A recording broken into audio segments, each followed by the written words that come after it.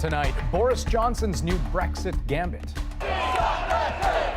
The British Prime Minister enrages his opponents by suspending Parliament. Is it an undemocratic move in the name of populism? Both boats were pleasure craft. One was a larger boat. A second person has died after that boat collision Kevin O'Leary says he was involved in. We'll have the latest from Ontario's cottage country.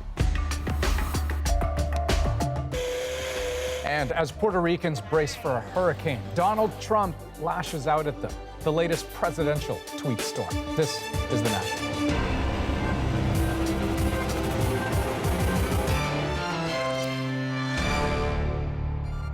People are royally ticked off in the UK tonight. There are protests in the streets, and the British pound is plunging over what some are calling a dangerous and undemocratic move by their new Prime Minister, Boris Johnson.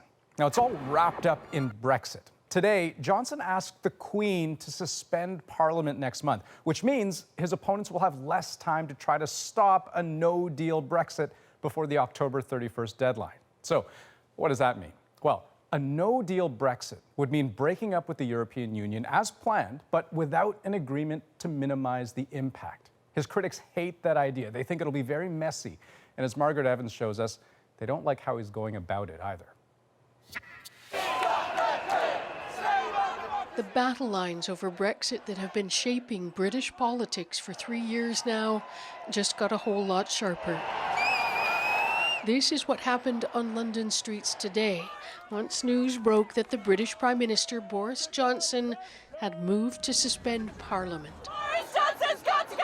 Critics call it an ill-disguised attempt to silence MPs who want to stop Johnson from leading Britain out of the European Union without an agreement on October 31st.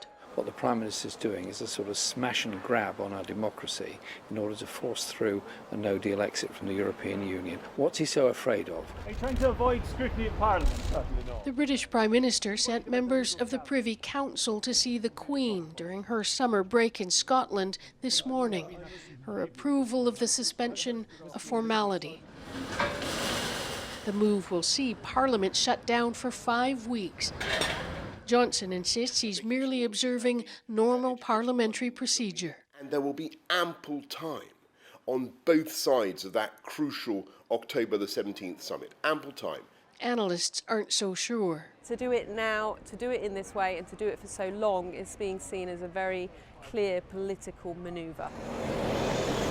It comes just one day after a cross-party alliance of MPs opposed to a disorderly Brexit met at Westminster to agree a common strategy. We have to strike down no deal as a default option. Scottish National Party MP Ian Blackford was one of them. Back in his constituency today, he says they won't give up. Take control of the order paper so Parliament has the opportunity to legislate, not the government, and we have to make sure that we expedite that we can get us into a safe place, that no deal is not the default position. So time is against us, time is short. So were tempers, the Brexit debate having sunk its teeth into the country for so long now. And the showdown between the Prime Minister and the Parliament is far from over. Margaret Evans, CBC News, Fort William, Scotland. Now, if a no-deal Brexit does happen, there are all kinds of ways UK residents will be affected. And one of the most immediate impacts could be felt in the grocery store. Food prices could increase if import delays clog up ports and borders. And the food industry warns some fresh fruits and vegetables could be in short supply because you can't stockpile them. They won't survive sitting for days in the back of a truck. Last year, 28% of food consumed in the UK came from the EU. A no-deal Brexit would also mean no trade deal with the EU. That means until one is worked out, World Trade Organization rules would apply. And that would change what items are taxed and by how much. Some companies are worried that could make their goods less competitive. And lurking in the background of all of that, the question of what will happen to the pound sterling. If it tanks, the Bank of England says people are in for a, quote, real economic shock. The price of everything, from gas to groceries, could spike. Okay, and Ian, you're watching the other big international story developing right now. Tonight, Andrew, we have our eyes on a hurricane making landfall.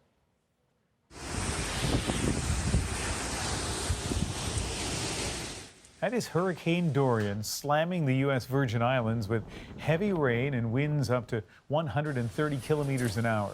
Flooding and power outages have hit both the U.S. and British Virgin Islands, but so far no word on any injuries or major damage. Tonight, the focus is also on Puerto Rico. It has been readying for the worst, though it didn't take a direct hit. Still, as Ellen Morrow tells us, the island did take a pounding from Donald Trump. Fierce winds lash the U.S. Virgin Islands as Hurricane Durian churns across the Caribbean. In Puerto Rico today, last-minute preparations. We're going to get a lot of rain, strong wind, this man says. We have to protect ourselves.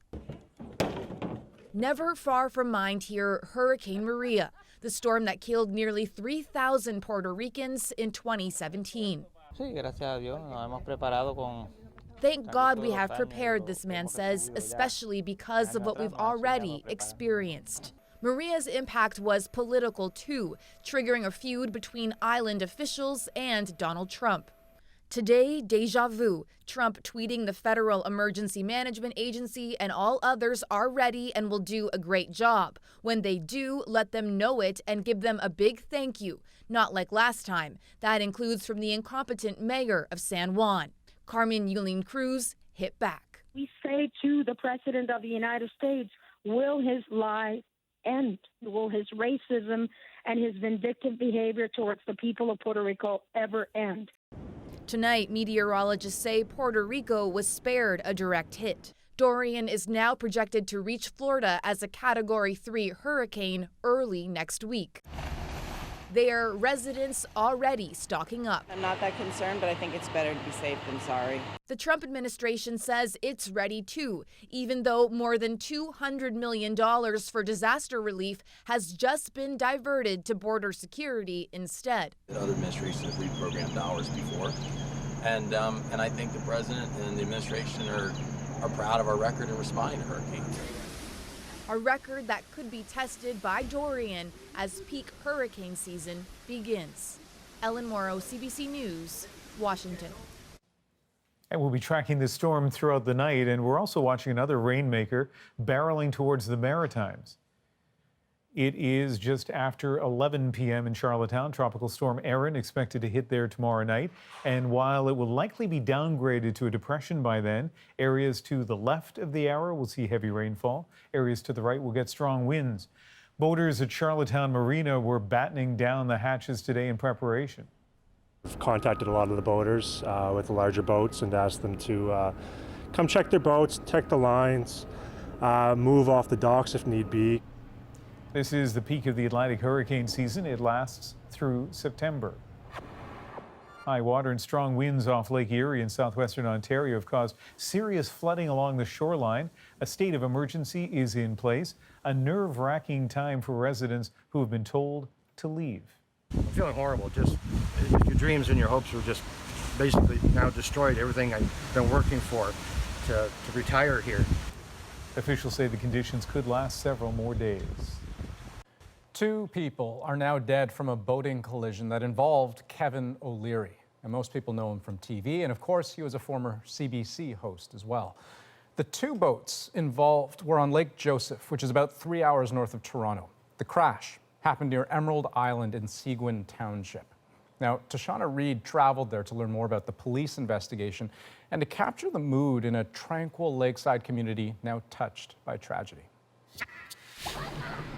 Lake Joseph is a cottage community known for its high-end summer homes and famous residents.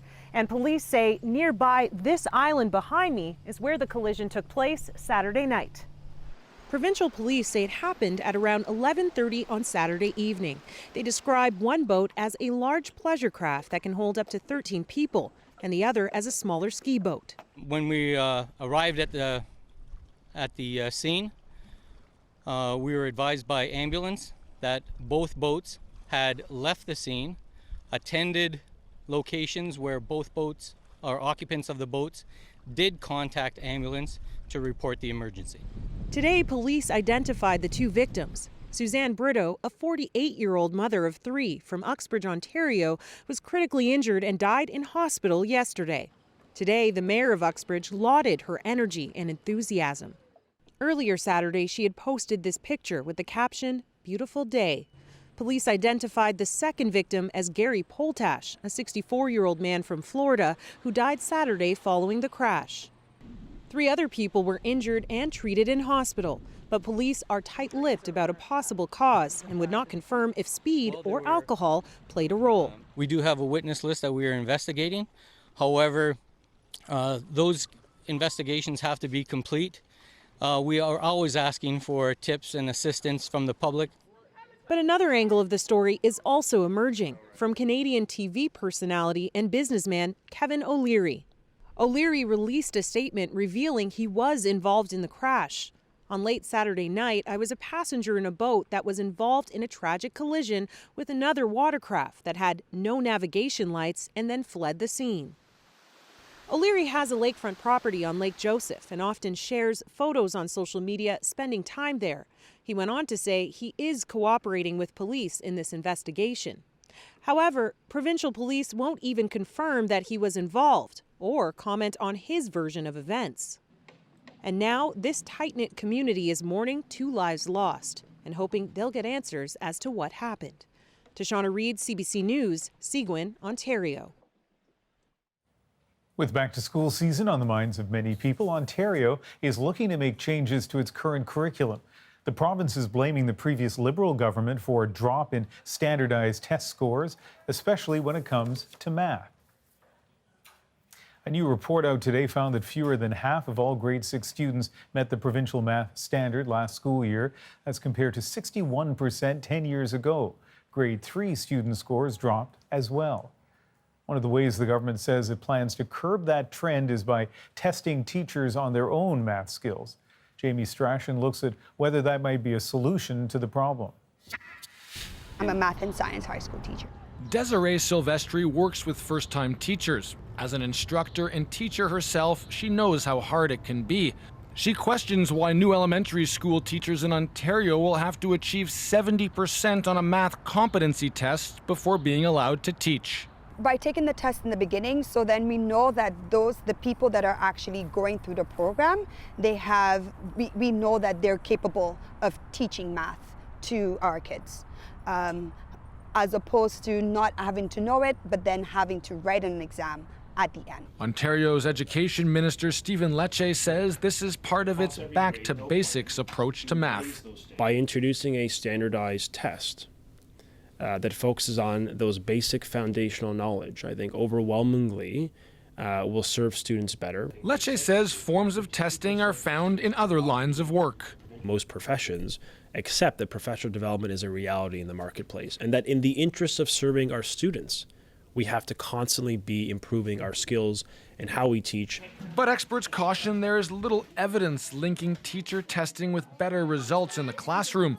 University of Toronto professor Mary Reid says improved classroom results come through ongoing, intensive professional development. I disagree with this approach because it is a high-stakes certification test.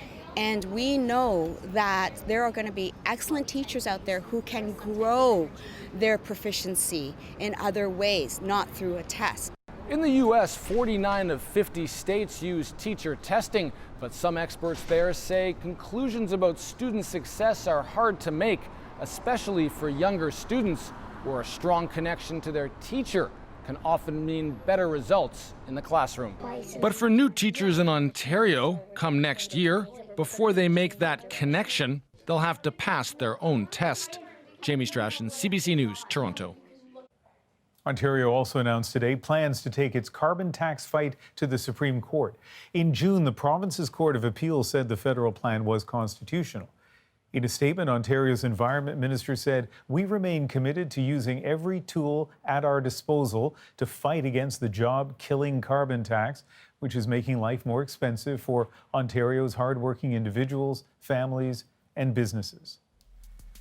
We're watching several other developing stories tonight, including out of Manitoba, where a Canadian Army reservist fired for his alleged links to a neo-Nazi terrorist group is now missing. Yesterday, we reported that Master Corporal Patrick Matthews has been relieved of his duties. Now police are looking for him, but they say there's no warrant for his arrest and he is not facing any charges. Also making news in Manitoba tonight, the provincial leaders debate. And we're doing a record number. But it's of been hits, frozen, let's be of clear, knees, it's been frozen for the last 3 years. No, it is not true. It is absolutely true. No, it is not. It's in your own, it's well, in your own no matter how many budgets. times, Mr. Lamont, you state it, it doesn't make it true. Leaders of the four main political parties traded barbs over issues like healthcare, hydro, and the economy, all of this CBC's Winnipeg studios. Manitobans have just 2 weeks left to decide who they want for their next premier. They head to the polls September the 10th. Some remarkable pictures have emerged from Canada's far north. A haunting look inside HMS Terror, one of the lost ships of the Franklin expedition. The Terror, along with HMS Erebus, disappeared in 1848 while searching for the Northwest Passage. It would take more than 150 years to find the Erebus. It was found in 2014, about 80 kilometers south of King William Island in Nunavut. The Terror was found 2 years later, just a little farther north. But it hadn't been thoroughly studied until now. David Common shows us why there's so much excitement about what's emerging. Taking advantage of a narrow ice-free window in Canada's far north, Parks Canada underwater archaeologists are exploring what must be one of the best preserved shipwrecks of its era anywhere. Like so much else, the ship's wheel frozen in time, protected by ice-cold water and deep away from damaging sunlight. Inside, recorded by an underwater robot, sleeping compartment still intact, as if the crew had just walked away. Storerooms with bottles, perhaps for rum, firearms encased in rust, even plates last used by doomed men on a mission woven into Canada's history. In 1845, two ships, HMS Erebus and Terror, left England in search of the Northwest Passage. But as winter set in, so too did the Arctic ice. For 2 years, it did not clear, trapping and eventually sinking the vessels. Rescue missions failed to find them. All abandoned the ships. For years, archaeologists like Ryan Harris tried to just find the wreck. Now that he's able to dive almost into it, he's amazed. The sensation, of course, is the exhilaration of seeing this space so intact, where all of these sailors inhabited and went about their day-to-day lives on board the ship. But what happened to that crew when they left the ship stuck in solid ice? The answer could be written down, and divers believe in good enough condition to read, locked inside this desk in the cabin of Terror's captain, Francis Crozier. It's a very tantalizing prospect. Written materials on the ship could shed all kinds of light on what transpired. What's down there incredibly well preserved, a remarkable connection to the past, and in near pristine condition. David Common, CBC News, Toronto.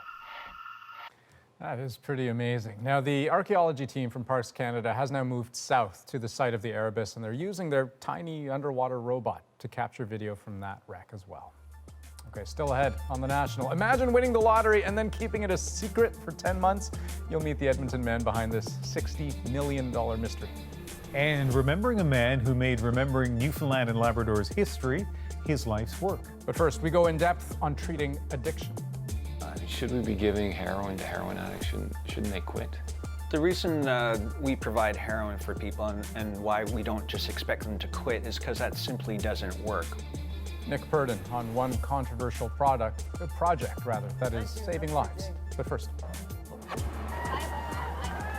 bobbing on the water, a wave to her fans. 16-year-old climate activist Greta Thunberg sailed into lower Manhattan today. Hundreds of fellow activists were there to greet her as she found her land legs again.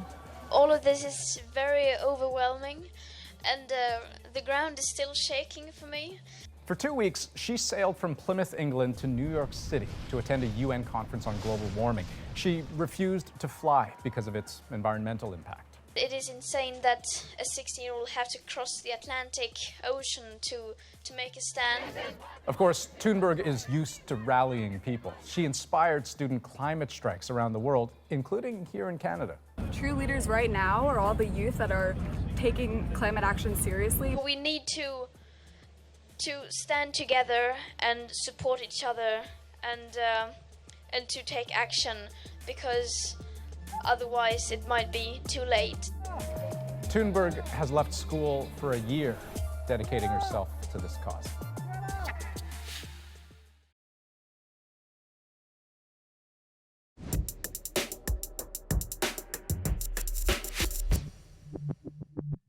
Johnson & Johnson built its billion-dollar brand out of greed and on the backs of pain and suffering. It's a week of reckoning for drug companies in the U.S. An Oklahoma judge ordered Johnson & Johnson to pay $572 million after finding it responsible for helping fuel the opioid crisis. What's more, Purdue Pharma is now reportedly in talks for a multi-billion-dollar nationwide settlement. And here in Canada, of course, the human toll still climbing. From the beginning of 2016 until the beginning of this year, 11,500 people are believed to have died because of opioids. In 2018, that meant one life nearly every 2 hours, and British Columbia was hit hardest. But there, in a desperate attempt to keep people alive, one clinic is trying something different, giving those who are addicted the very drugs their bodies need. Nick Purdon shares one man's story. Hi. How are you today? Can't complain. Thank you kindly. I want you to meet Kieran Collins. Now, Kieran has been using drugs since he was a teenager. He's now 39, and this is the most important part of his day. Actually, it happens twice a day. Kieran's in a program where they give him a syringe of heroin, and he injects it. It's just enough so that he doesn't get sick or go into withdrawal. It's not like this problem just goes away. I'm lucky to be alive. Thank you kindly. You guys have an excellent day. Thank you very much. So did you get your shot? Oh, gravy. Kieran is one of 140 people who get their heroin at the Crosstown Clinic in Vancouver. For all of them, other treatments like methadone haven't worked. Now, the idea here is as controversial as it is simple. Give Kieran and the others a clean supply of heroin so they don't take street drugs like fentanyl. Pretty safe to say that if it wasn't for this program, I'd be dead for sure, you know. If I wasn't here, I'd probably be in an urn or underground. There's a lot of people who are just in desperation. The backdrop of what goes on in here is an overdose crisis across the country. There have been more than 10,000 opioid-related deaths in Canada since 2016. In British Columbia, life expectancy is actually going down. So far, Kieran has managed to survive. Is this program the key to keeping him alive? This story actually starts 3 years ago when I first met Kieran. Back in 2016, he had a $100 a day heroin habit. And Kieran told me what it took for him to feed it. Well, I wake up, you got addiction, your monster to feed, and you go out. I go out and whatever I have to do. You said to feed the monster or whatever. What is that? Why do you call it that? Well, that's what it makes you become. You're doing things you don't really want to do, that you weren't raised to do, that you know are wrong, but you get accustomed to having to feed this. Doesn't get any better. Back then, Kieran knew about the heroin program. In fact, he was desperate to have a spot. Every chance he got, he met with the guy who could get him in, but there was never an opening. And for Kieran, the clock was ticking. The time goes by so fast. Days turn into weeks, weeks turn into months, and before you know it, you start and 20 years have gone by.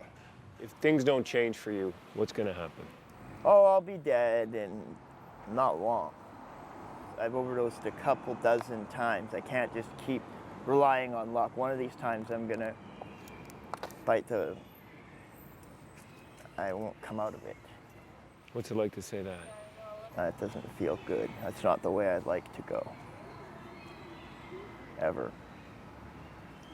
Especially how that would make my family feel.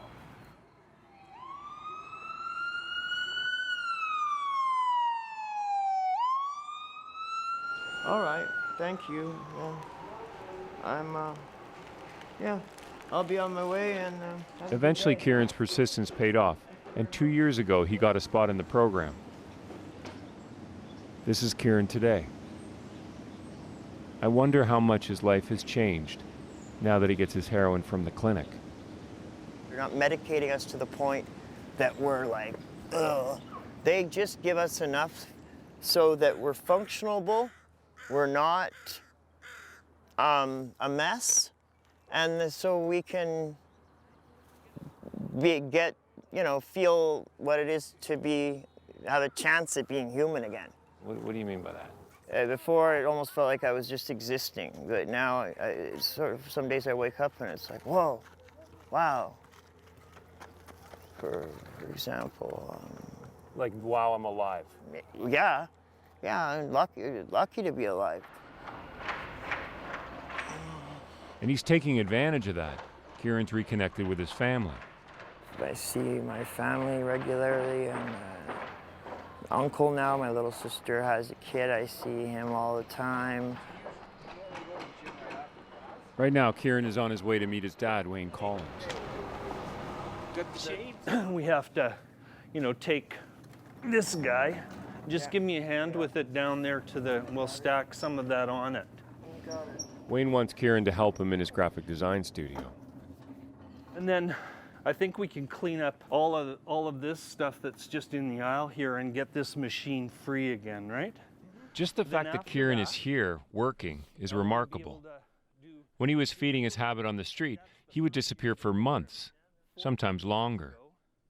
And then there were times when Wayne feared he'd lost his son forever. Okay, yeah. I've nursed him through comas. I've nursed him through having falling out of a 3-story window. I wonder if he's going to come back to me. I've had the phone call from his landlord that says he's DOA. You got to go down to the hospital and collect a body and identify a body, and he's back. About 8 feet high. Yeah. And if we put that up in those spaces up there, yeah, it would be good. That's going to be really cool. For Wayne, the biggest change in his son is now when Kieran says he'll do something, he follows through. I believe in my heart that he's going to walk out of this, and some people go, well, you're crazy, 20 years and you're still believing, but that's part of knowing the whole person. I knew when I had that baby in my hands, I knew that this person was here to teach me a lot about unconditional love, and that's been the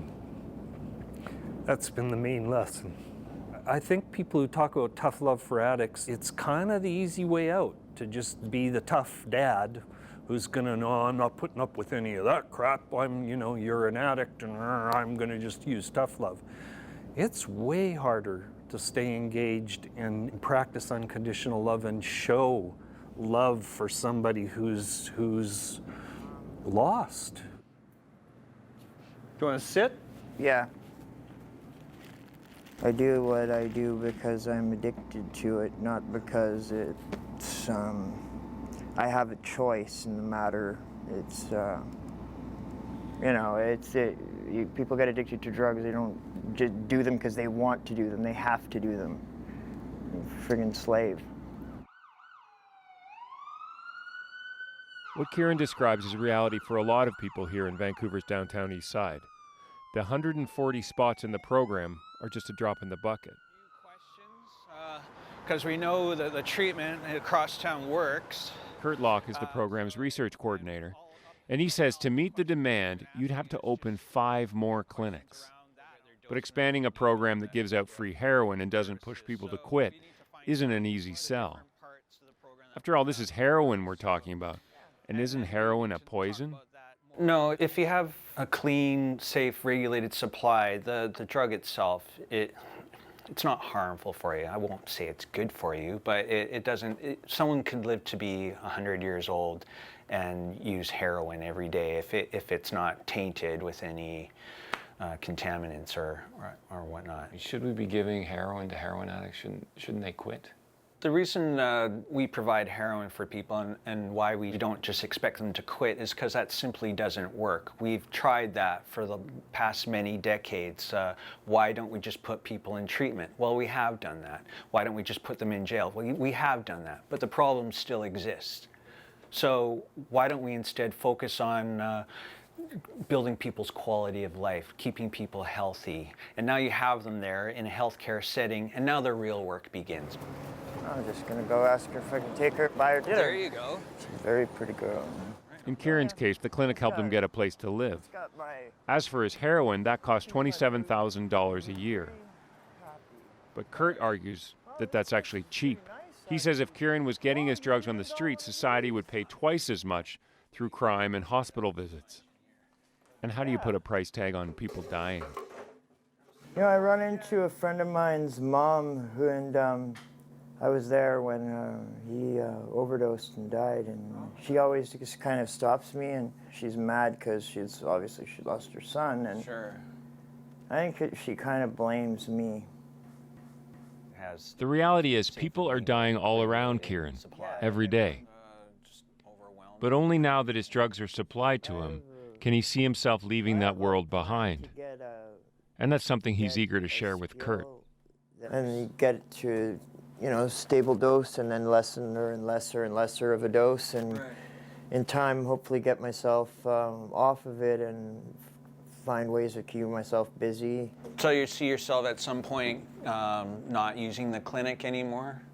I like the idea that I told the doctor when I got back on it that I wouldn't waste his time, and that one day I wasn't going to die a statistic, that I'd like to actually know what it would feel like to be able to live without having a vice of being putting you know, narcotics in my body every day. I'd like to know what it feels like, and when I leave this world, I'd like to be in a clear mindset. Things are just a lot more stable, and I needed that. Now I'm figuring out what I want to do, and it feels good to have some sense of direction. Nick Purdon, CBC News, Vancouver. Still ahead on The National, the Nova Scotia community's unique way to welcome much-needed doctors. And unlocking a new clue in identifying and helping treat severe mental illness. This could be big, and this could be very helpful. Christine Birak will explain for us next.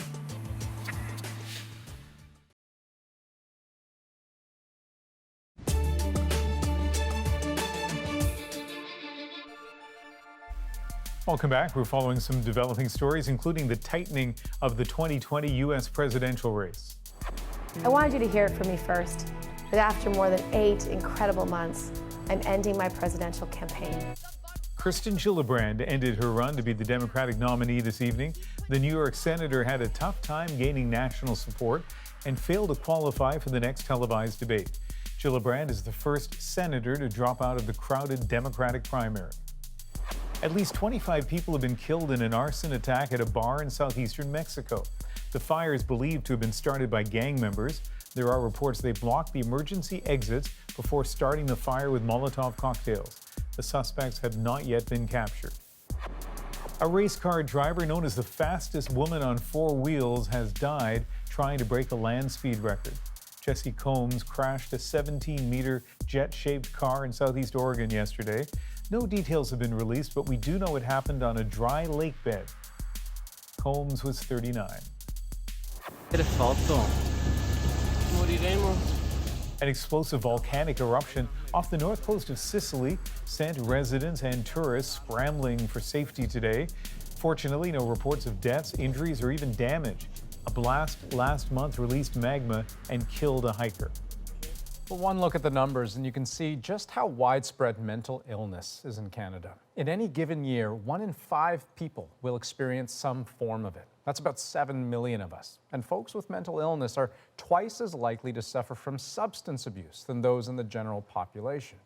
Now, one reason that might be is because many psychiatric disorders are associated with impulsive behavior, the desire for a quick fix. And so today, Canadian researchers are pointing to a new treatment approach. Christine Birak explains. Most people would not do this, but someone more impulsive would. Speeding, excessive drinking, smoking, gambling. At some point, your brain decides, do I need instant gratification, or am I willing to wait for long-term rewards? Scientists have found people with psychiatric disorders are far more likely to choose the now over the future. I feel like, yeah, I'm going to do this because I'm going to feel euphoria, I'm going to feel exhilarated, and it's the right thing. Suffering from undiagnosed mental illnesses and fueled by alcohol, Mishak Harvey recalls times when he'd walk out into traffic, risking his life on impulse. The thoughts of the consequences don't really cross your mind very much. Canadian scientists examined more than 40 studies tied to impulsivity. They found people with various psychiatric disorders ranging from major depression and bipolar disorder to schizophrenia all have a higher tendency to choose smaller, immediate rewards over larger, delayed rewards. We know that that's important because impulsivity and sort of inability to wait for delayed rewards has implications for treatment. This could be big, and this could be very helpful. This psychiatrist says understanding how someone views the future can shape conversations and treatments for people with severe mental illness. For somebody like me, who's a clinician, I might think to my patient saying, in 6 weeks taking a med you'll feel better. That might be too far into the future. I should use different language and think about things differently. These impulses just don't fully go away. With medication, Harvey says he can now see how certain therapies have trained him to challenge impulsive thoughts and think longer term. The main thing that I learned is just being as present and focused as possible so that you can actually observe those thoughts and observe those feelings and not attach yourself to them, and then you can make choices that are not as destructive. He hopes this review can give others like him and their families insight into the mind of someone who's struggling, along with hope for better treatments in the future. Christine Birak, CBC News, Toronto. Still ahead on The National, remembering a Newfoundlander who spent his life keeping his province's history alive. Anything that he had in his mind or in his heart was available to everybody. The life and legacy of Larry Dooley, next.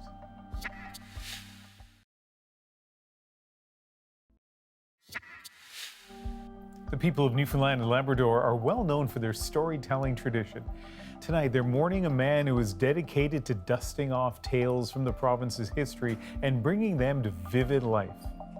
Larry Dooley was an archivist based in St. John's, but known far and wide as a cultural ambassador.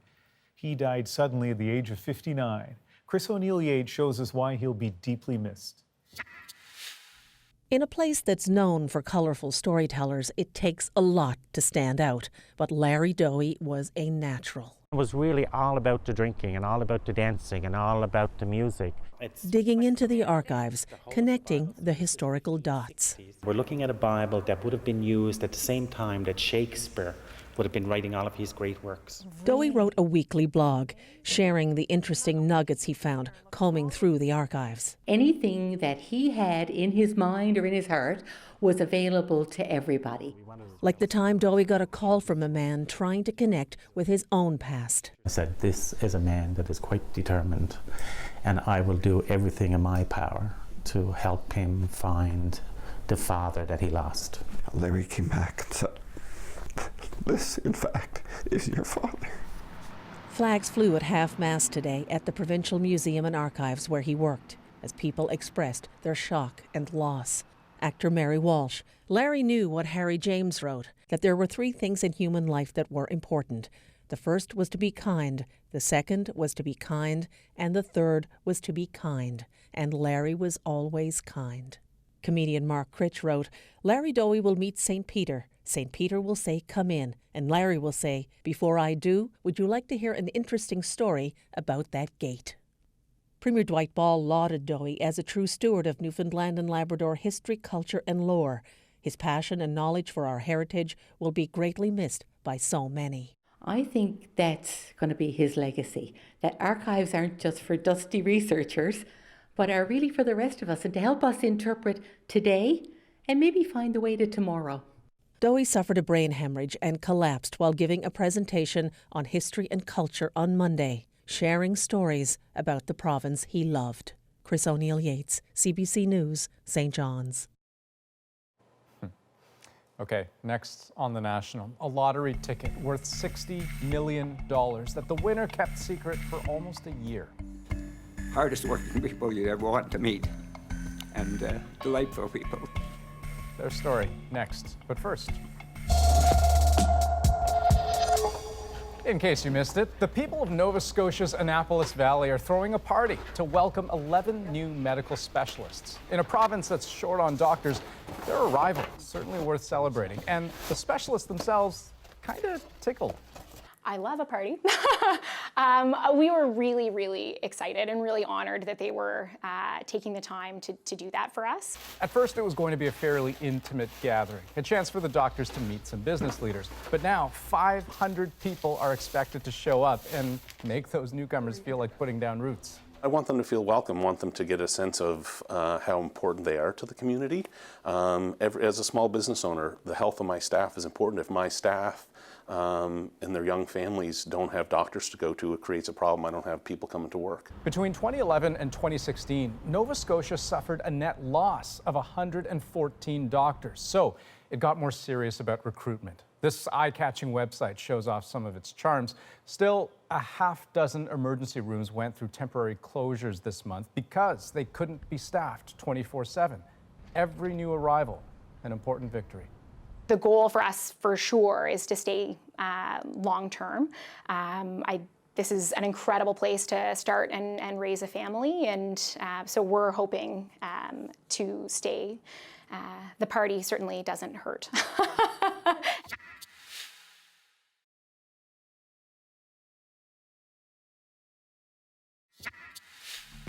Tonight, an Edmonton man is $60 million richer thanks to some lucky numbers and a lottery ticket that he bought last October. Bon Trong always knew he won, but he waited before revealing that and accepting the big check. He tells us why he kept it secret in tonight's moment. I saw my number coming on, and after that I keep quiet a couple minutes. My body come down. I go home. I sit down and relax by myself. Yeah, I call my wife. I'm win, but I don't say nothing. The big one, but a lot of thinking, the big money. I keep quiet. Did you believe him when he first told you? No, of course not. It's like, are you sure? Are you sure it's the right draw? You know, he's a landscaper. My dad's a landscaper, so, you know. That's all they did, work and save money to buy a house and, you know, live their lives here and have a better life for their children. Pay the mortgage first and thinking about the holiday, and after that, I'm not decided. I have kids, 3. Oh, I don't want to give let them know yet. Yeah, no. So, Andrew, this is going to be an interesting post-moment chat because we're two guys here who don't buy lottery tickets, so we'll never be in that situation. I just don't believe in it, yeah. Yeah, no, I mean, we know the odds, right? But we can obviously admire the situation that he is in. But it's also interesting, we have contrasting views of that long wait. I would not wait that long because I lose stuff almost literally every day. Right. But you would wait. Well, but so first thing, I mean, apparently he put it in a safe, right? For safekeeping so that he wouldn't lose it. You know, he's not just like putting it in his back pocket. But yeah, it's the single biggest change that would happen in your life. I mean, I feel like the conventional wisdom would be, you know, take at least 6 months, maybe take a year, figure out what you're going to do with the money, plan, consult lawyers, accountants, all that sort of thing. $60 million tax-free. So, you know, those people watching the moment via Instagram or Twitter, let us know what you might do with that kind of windfall. It is an unreal amount of money. That's The National for this Wednesday, August 28th. Have a good night. We'll never know, right, Andrew? Good night.